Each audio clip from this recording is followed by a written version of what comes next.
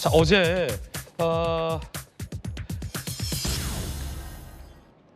주가 조작 의혹과 관련해서 전주가 2심에서 유죄가 선고됐습니다. 1심 결과가 뒤집히고 유죄가 선고된 겁니다. 관련 내용부터 보시죠. 도이치모터스 주가 조작 사건의 전주 역할을 했던 손모 씨, 1심 재판부는 공범으로 보기 어렵다라며 공모 혐의에서 무죄를 선고했는데 검찰이 방조 혐의를 추가했습니다. 자, 그러자 2심 재판부가 시세 조종 행위를 이 전주 손모 씨가 충분히 알았다, 주가 부양에 도움을 줬다, 방조 혐의 유죄를 선고했습니다. 징역 6개월에 집유 1년이 선고됐습니다.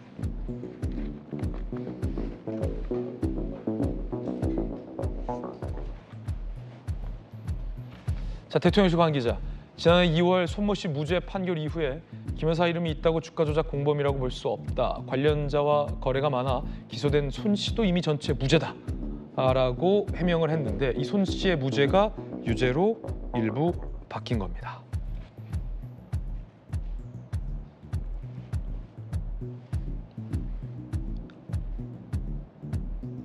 자, 일단은 말이죠, 김영주 의원님. 네.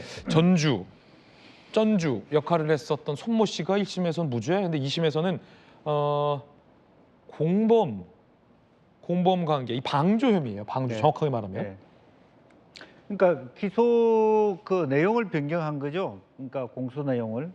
그래서 이제 그 방조 혐의로 사실 1심 무죄를 뒤이어서 유죄가 됐는데 아마 대통령실은 굉장히 그 당황스러울 수밖에 없습니다. 왜냐하면 방금 앵커도 얘기한 것처럼 1심에서 무죄 나오지 않았느냐, 그리고 주요한 역할을 하지 않았다, 김 여사께서 그런 얘기를 항변했는데, 그래서 이 말을 해놓는 것 자체가 굉장히 위험하다는 거예요. 대통령실이 굳이 저런 발언을 했어야 되느냐, 1심이 무죄이다 라고 하는 발언 그 자체가 이제 족쇄가 돼서, 자, 이 봐라, 유죄잖아, 2심에서 뒤집어졌잖아, 그런 부분에 대해서 어떻게 방어를 할 건지 굉장히 당혹스러울 수밖에 없는 것이고, 아마 그런 전제를 가지고 그동안의 논리를 펴왔기 때문에 앞으로 뭐 권오수 씨도 그렇고 전주인 손 씨도 그렇고 마찬가지로 유죄가 다 나왔고 집행유예가 나왔기 때문에 김 여사 측에서도 상당히 그런 데 대한 대비를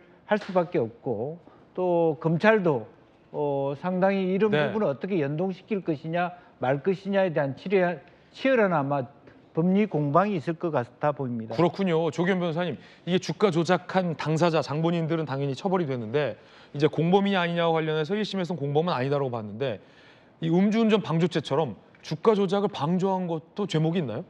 있죠. 왜냐하면 방조죄라는 게 일반적으로 형사범에서 이 범죄 행위를 용이하게 협조하는 형태를 방조범으로 처벌을 하거든요. 그 방조범과 공범은 엄연하게 좀 다른 겁니다. 다르죠. 지금 1심에서 무죄가 났던 거는 사실상 공모 공동 정범으로 기소가 이제 이해가 됐어요. 예. 공범은 아니다. 예, 그러니까 이 알고 모의하고 이 실행행위에 참여해서 돕고, 그러니까 주가 조작에 실제적으로 참여했던 혐의로 기소를 했는데 그 정도에 이르는 것은 아니라고 본 겁니다.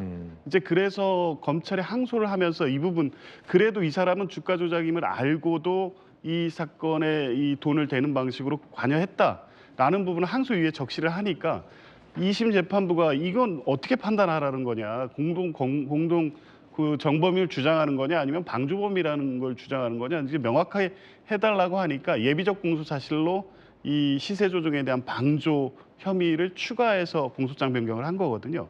근데 이 내용상 당연히 이 방조범이 성립될 수밖에 없었습니다. 실제 1심 판결 과정에서도 이 손모 씨가 이게 주가 조작이 이루어졌다는 걸 알고도 돈을 넣었다는 게 확인이 됐거든요. 이제 그렇다면 당연히 방조범으로 처벌됐어야 되는데 공소제기가 잘못됐기 때문에 이제 이 공모 공동정범 처벌이 안 됐던 것뿐이니까 공소장 변경이 적절하게 이루어서 처벌이 된 거죠. 그렇군요. 그렇다고 하면 손모 씨가 처벌이 되면 다른 거 다 떠나 정치적인 어떤 이런 거 다 빼고 김건희 여사는 기소 안 될 수가 없습니다. 김건희 여사는 그 돈을 누구에게 맡겼다는 거죠?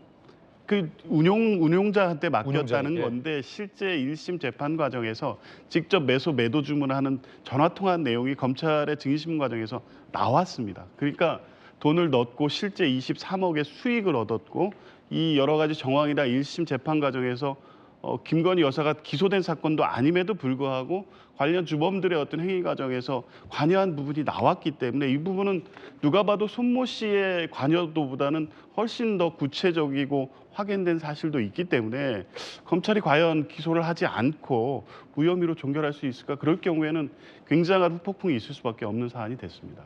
검찰 내부에서도 이 손 씨와의 형평성 문제가 불거진다라는 여론이 있다라는 한 보도도 나왔는데요. 함께 보시죠. 어떤 보도인지. 자, 도이치모터 주가 조작 의혹 김 여사 등 고발한 상황, 권오수 전 회장, 손모 씨 등 기소, 김건희 여사는 제외됐다는 거죠. 야권, 검찰이 방조 혐의로라도 김 여사를 기소해야 된다. 법조계, 이제 와서 김 여사를 불기소하자니 손 씨와의 형평성 문제, 기소하자니 부담이 될 것이다. 자, 김용태 의원님 어떻게 보십니까? 사실 뭐 복잡한 상황은 맞죠. 김영주 의원께서 말씀하셨던 것처럼 또 조금 전에 영상으로 나갔던 것처럼 저희 대통령실과 여당에서 그동안 해왔던 방어 논리라는 거 있지 않습니까? 손모 씨가 그동안 더 김건희 여사보다는 더 적극적으로 행위에 가담했던 것으로 이제 평가가 받고 있고 그분이 1심에서 무죄였기 때문에 김건희 여사 당연히 무죄다라는 논리를 저희가 펴고 있었는데 말씀하셨던 것처럼 이제 그런 방어 논리가 무색해지면서 여기에 대해서 어떻게 바라볼 것인가 굉장히 중요한 것 같고요. 다만 이 손모 씨라든지 또 김건희 여사라든지 또 다른 분들과의 어떤 적극적인 행위 정도가 조금씩 다를 거라고 생각돼요. 그래서 검찰에서 과연 그 적극적인 행위의 정도에 대해서 어떻게 판단하고 기소 여부를 어떻게 내릴 건지가 좀 법률적인 측면에서 지켜봐야 될 사항 아닐까 이렇게 생각됩니다. 예.